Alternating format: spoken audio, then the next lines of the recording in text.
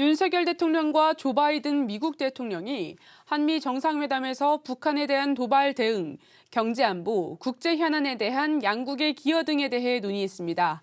자세한 이야기 나눠보겠습니다. 국방대 김영준 교수 나오셨습니다. 안녕하십니까? 네, 안녕하세요.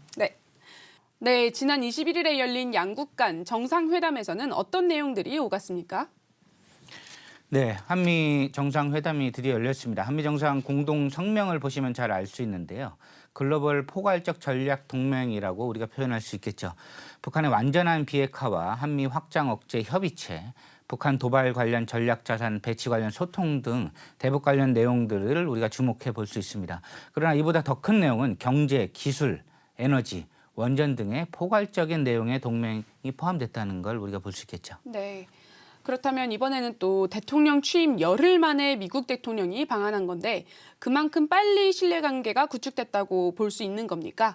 그리고 또 이번 회담을 통해서 한미동맹은 어떻게 격상됐다고 보십니까?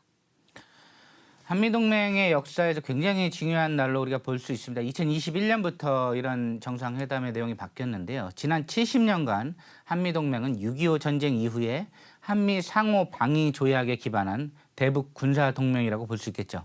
근데 앞으로 70년은 한반도를 넘어서 기술, 원전, 에너지 등 모든 분야를 포괄해서 미국과 함께 세계를 지도하는 주도국으로 21년 정상회담의 정신에 입각해서 글로벌 포괄적 전략 동맹으로 공식 선언을 한 자리가 된 겁니다. 네, 그리고 이번 회담에서는 경제 안보 분야에 대해서도 거론됐습니다.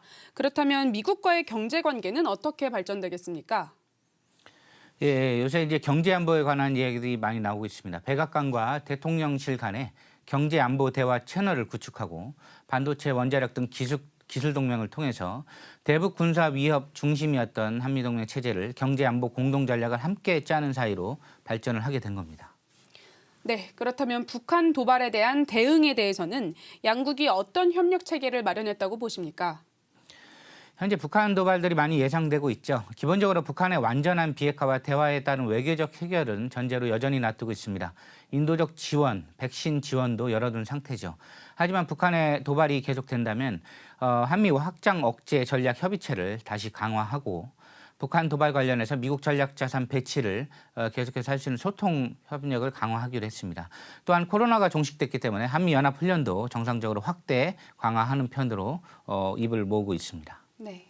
그렇다면 한미일 동맹 전략에 따른 앞으로의 대중국 기조는 어떻게 변화하겠습니까? 또 한미일이 전략적 제휴를 강화하면 중국이 강경 모드로 돌변하지는 않겠습니까? 예, 세상에 공짜는 없죠. 한쪽하고 가까워지면 한쪽하고 멀어지는 것도 우리가 염두할 수밖에 없겠습니다. 중국은 러시아와 한미일 안보 협력에 강경하게 대응할 것으로 우리가 예상을 할 수가 있습니다. 벌써 여러 가지 보도들이 나오는데요. 우크라이나 전쟁과 미중 패권 경쟁은 중장기 적이기 때문에 이런 세계적 흐름은 계속될 것이고 우리도 한미일 안보 협력을 통해서 이런 부분들을 최소화하면서 여러 가지 방편들을 함께 지혜를 보아야 할 것 같습니다. 네.